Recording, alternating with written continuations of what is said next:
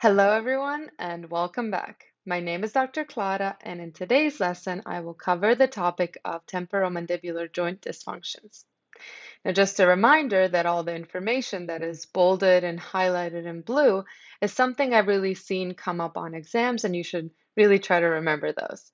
Now, let's jump into it. Let's start off with the blood supply of the temporomandibular joint.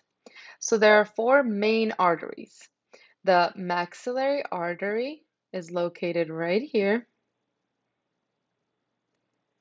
Next, we have the ascending pharyngeal artery, which is here.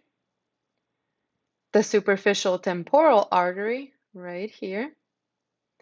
And lastly, the deep auricular artery, which is sadly not on this photo, but the acronym that you really should try to remember here is MEDS.